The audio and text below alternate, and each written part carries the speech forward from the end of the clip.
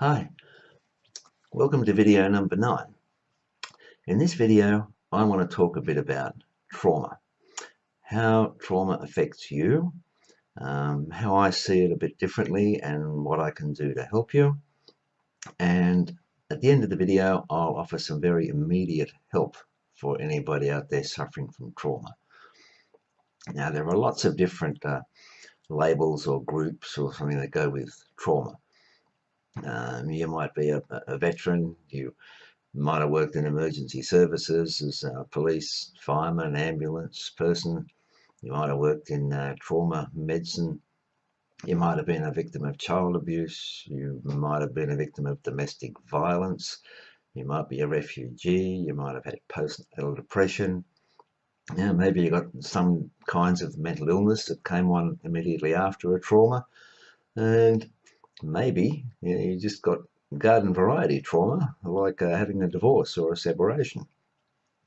Wherever you got it, there are a lot of similarities in how it affects you and what I can do to help you. Okay, so that's what this video is about.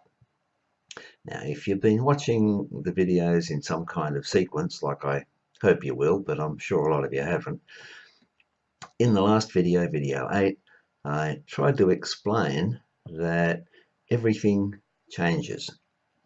You change. What you were thinking changes. What you want changes. Your circumstances change. So life becomes a big process of trying to match the two things up. While I've got a good understanding in here of who I am and how the world works, and I can figure out ways to get what I want, and this idea matches up with the circumstances out there, then I'm doing okay. Now, as things change, you've got to keep adapting, right? And that's normal. That's part of life. Now, this time, talking about trauma, I want you to consider trauma as a massive change, a sudden change, something which requires a massive adaptation. And a lot of people can't make massive changes very easily. So you get traumatized. Okay, let's start with some kind of simple definition. I put trauma in two categories. Physical trauma, now that's fairly easy to recognize because you've got a damaged body. There'll be some kind of violence done to your body. It might be accident, it might be a violent attack, it might even be surgery or some kind of medical process that went wrong. Could be a result of sort of illness, poisoning, other things. But physical trauma, it's pretty easy to recognize because you've got a damaged body, and there it is. The second kind, this is where we're getting to today's topic, I guess, emotional trauma. Now, it results from some kind of experience, but it's been a deeply distressing experience. It's something that has really shaken you up in terms of how you think and how you feel and how you understand yourself and the world. Okay, the actual experience, or that was deeply distressing, it might be an obvious major one. So most common things are a separation or a divorce. Everybody carries a few battle scars from that.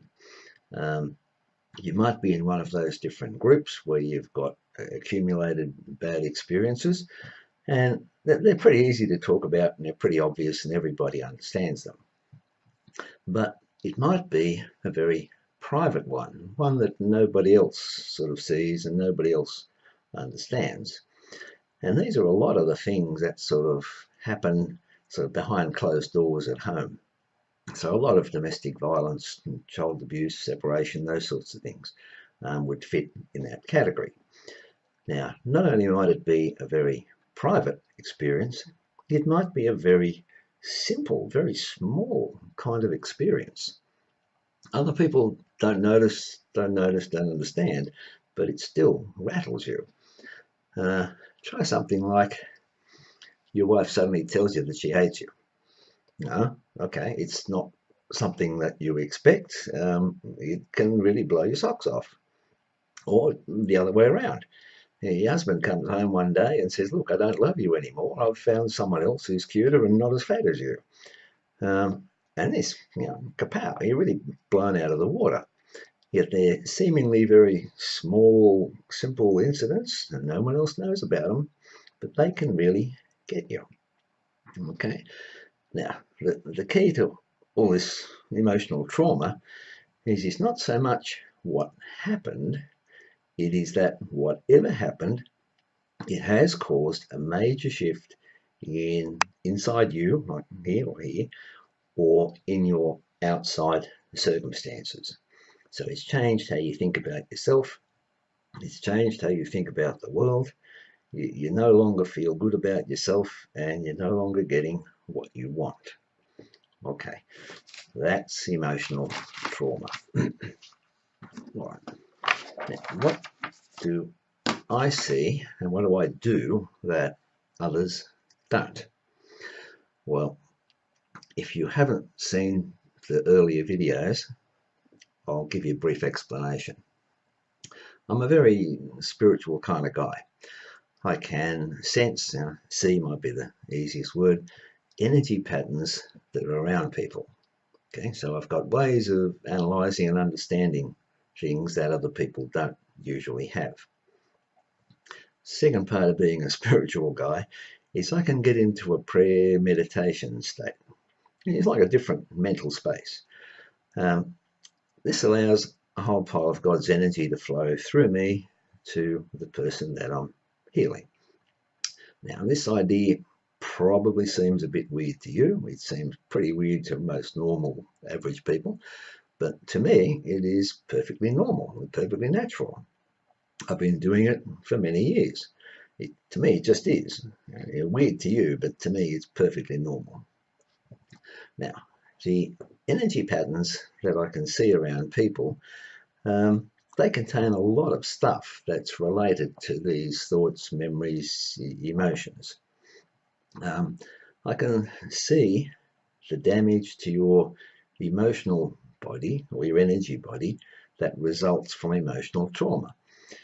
And I can see it, pretty much like a trauma surgeon would see the damage to your physical body if you get wheeled into his hospital. When I get into my prayer state, not only does this energy sort of flow through me out to you, but a team of angels sort of turns up and operates on my clients, my patients' emotional energy bodies in a sort of comparable way to a team of surgeons would sort of operate on a physical body. Okay, so as a result of that, these energy patterns come back into balance and the person feels a whole lot better about themselves. Okay, now if I can get this stuff to focus, I'll show you a couple of simple little stick figure diagrams to try and explain what happens. Okay, now I just have to wait a moment for the camera to focus on that one. Yep. Okay, so there you have a little stick figure with a couple of circles around him. Stick part is your physical body. The two circles around you represent the emotional area and your mental area. Okay. In earlier videos, I explained how these energy parts sort of hook up to the physical body when you are born, and they accumulate experiences, and when you die, they sort of separate and move on. All right. This one, you have any kind of experience, everything you've ever thought, done, tasted, whatever, it leaves an imprint in these energy bodies. And that's okay. I mean, that's how you remember things, and that's how you take these experiences with you when you physically die. This one, you might have one big bad experience.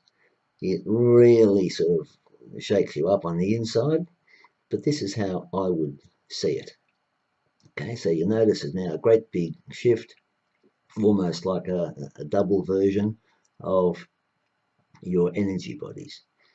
Now, if I see this in someone, it doesn't really matter how long it's been there, whether it happened yesterday or 20 or 50 or 70 years ago, it still looks something like that.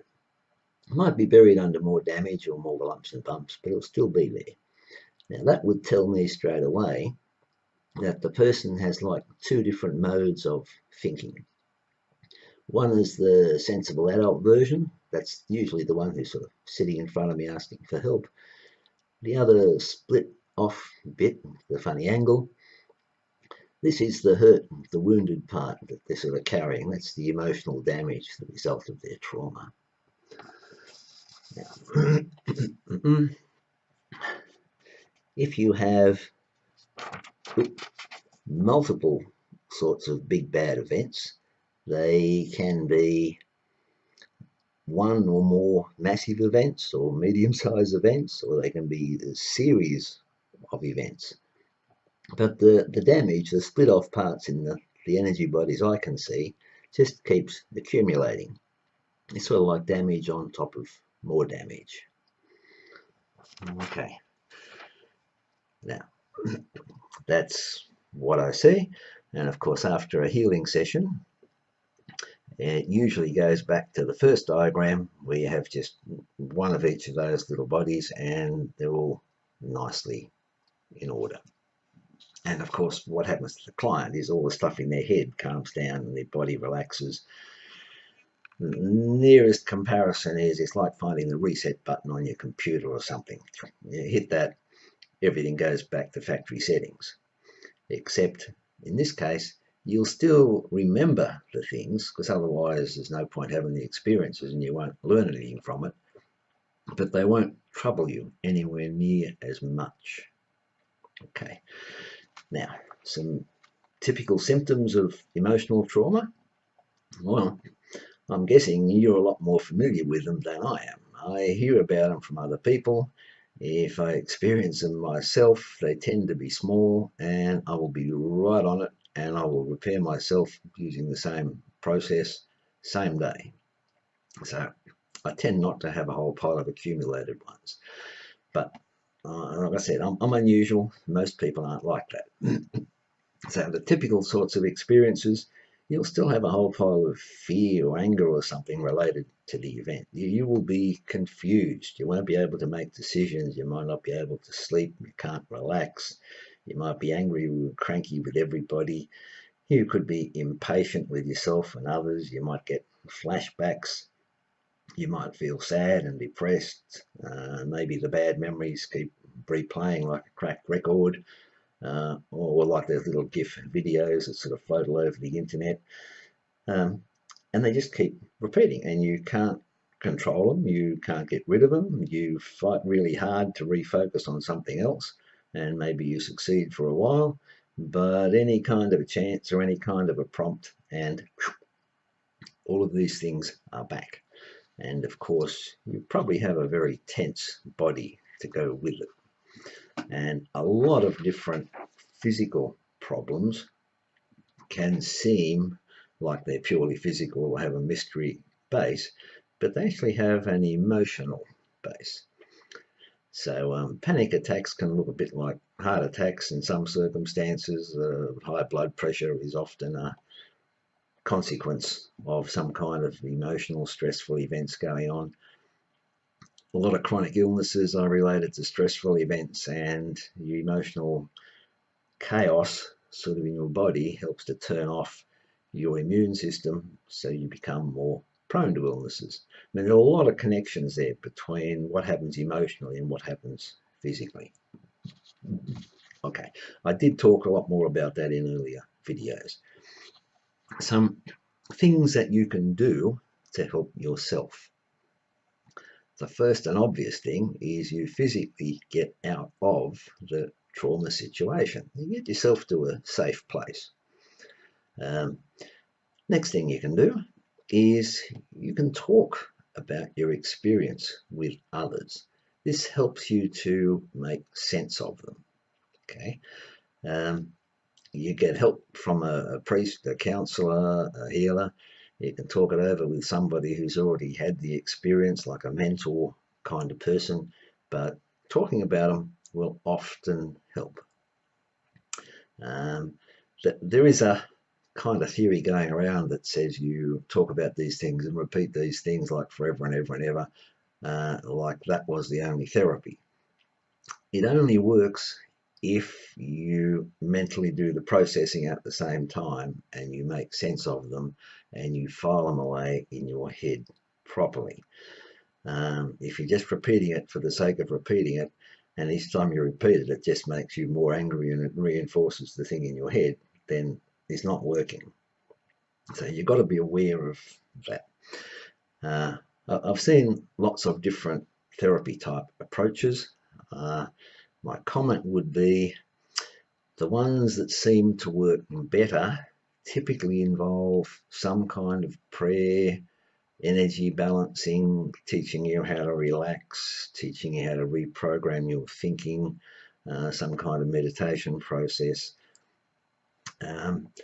Eventually, the worst of the symptoms will probably fade as you get on with your life and they get sort of crowded out with other things. But it's very unusual that they will ever totally go away. And at any time, of course, they can get stirred up if you have a new experience that reminds you of that trauma experience. Now, the worst things you can do, ignore the problem. Hope it will just go away. Basically, they don't go away. You carry them around forever and just bury them a bit and they can sort of poison you from the inside out. So ignoring it is not a good strategy. Refusing to talk about it, refusing to even acknowledge it, like it didn't happen, I didn't go there, it wasn't me. Usually that doesn't work either. Just trying to tough it out, no matter how tough you think you are or tough you think you ought to be, that doesn't usually work as a good coping strategy. Not likely to lead to a happy outcome. In fact, it's more likely to lead to other drug, alcohol, whatever problems, or end in suicide. Not happy outcomes. Third of my bad list is thinking you can drink or drug yourself into unconsciousness. You can in a temporary sort of way, and you might get very temporary sort of relief, but it doesn't last. It doesn't solve the problem. And it often leads to addictions and a whole pile of additional new problems on top of your old problems. So the old problems don't go away, you just add new problems on top. All right, so my approach to healing emotional trauma, well, naturally, I think my approach is the best. And of the ones that I've seen, well, probably it is. But, in all honesty, I haven't seen everything. I don't know everything. And I do recognize that the best anybody can ever do is make the best of what they can with what's available to them. Okay, so if something might be better, but it's not available, it's no good to you. Okay, but bottom line here, I do know that my approach works very well. It works very quickly. And the reason I'm offering these videos is I'm trying to make it available to you, to as many people as possible. Now,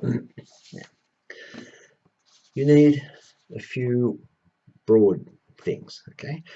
First thing is, I'm assuming you've got yourself off to a safe place. If you haven't, try to. If you can't, well, again, you've got to do the best you can with what you got.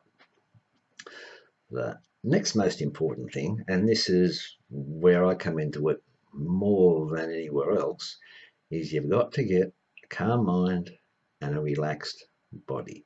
Now, this is what the spiritual healing part, or what I can do for you. The way I would see it, we'll rebalance all those shattered energy bodies. It will get you into a nicely relaxed state. A lot of your crazy thoughts and memories and things will calm down or get filed away. A lot of the physical things like your blood pressure, tension, heartbeat, etc. will relax. Okay, that's the second thing, and that's hopefully what I'll do for you by the end of this video. The third thing you need is you need to be able to talk about your experiences with someone, because this will help you to make sense of it. Now, clearly somebody who's had a lot of practice at it, a lot of training at it, an experienced counselor, priest, someone would be good, a support group would be good, a mentor would be good. But the key part is you've got to make as much sense of your experience as you can. You've got to file it away in your memory so that you can refocus on the rest of your life and getting on with it. If you were there with me, we'd do it all, but you're not. Okay. Last step is you've got to reassess your life. Like, okay, I had that experience, it wasn't good, now I've filed it away. What am I going to do next? Okay, and that's the question. What are you going to do next? You figured out where you are now. So what do you want to be? The person, the circumstance, whatever. What do you want to be next? And you have some plans on how you can get to this, to your new goals. Now, again, that's something you've got to figure out. If you were here, I'd help you, but you're not. I can't. Always try to remember that change and adapting to change, this is life. It's how you learn, it's how you grow as a person, and all these experiences you'll eventually take with you when you die and move on. And if you haven't reassessed them all now, then you'll have to reassess them all when you get to the other side. But it's better if you process them as you go. Now, if you understood anything about what I said in previous videos about karma and life plans and how your thinking can create your circumstances, you'll pretty quickly realize there is no point in whinging, complaining, blaming someone else. Put your energy into learning from your experience, and then put your energy into creating new and better experience for yourself. And of course, if you can help others in the process, that's great. You're not only helping them, you'll be helping yourself too. Now, in near future, I expect I'll be making more videos on each of the different kinds of trauma groups. But right now, I want to do a healing meditation. Okay, so I will get into a prayer state. I'll ask God to heal anybody, everybody who's watching the video. That's you. Okay, and I have great faith that He will deliver. Okay, He always has. He will again. Okay, so if you're skeptical about it, I don't understand that. But what's going to cost you now you've got this far is the next 15 or 20 minutes where all you have to do is just sit back in a comfy spot. You can lay down somewhere, you can sit back in a comfy chair, but just sit back and allow it to happen. So in a moment, you can pause the video while you go get yourself in a nice comfy position, lie on a bed, lie on the floor, sit in the lounge, wherever suits you. You're going to be there for 15 or 20 minutes, so make yourself warm, comfortable, cozy. Then you just close your eyes and let the energies flow through you. Don't worry about needing to watch or listen or do anything. You can't control the process. All you can do is just be there, let it happen, and accept what does happen. You can't make it go faster. You can't make it go better. Just let it happen. So after the prayer time, I'll talk to you again. And if you want to wake up, that's great. You can get on with your life wondering what happened to you. If you want to stay half asleep, deeply relaxed, that's fine. Just wake up at your own time when it suits you. Okay, pause the video now. Go get yourself ready, and then you can start it up again when you come back.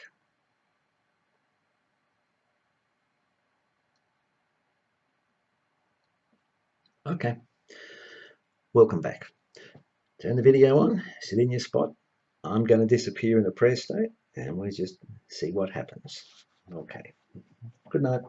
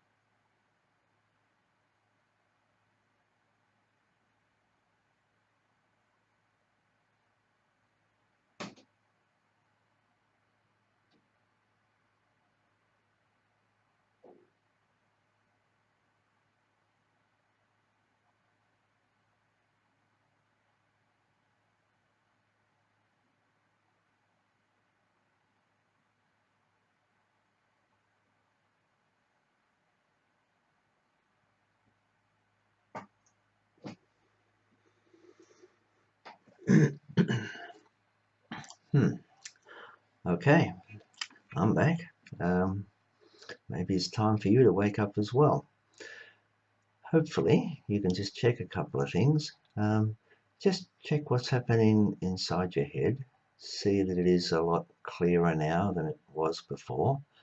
And just check what's happened in your body, especially your heart and your breathing. Heart should be nice and slow and rhythmic. Breathing should be steady, relaxed from your solar plexus. And if you had tension headaches or knots or anything in your body before, you should find that they have nicely relaxed. Okay, if you're in a warm fuzzy space and you want to stay there, that's fine, but I'll be signing off pretty shortly. Just remember, there are several videos earlier that I've made that might be helpful to you, especially video 8, and I will make some more videos that cover a few more things you can do if you're in each of the particular groups of people who are traumatized. Okay, that's all for now. Bye.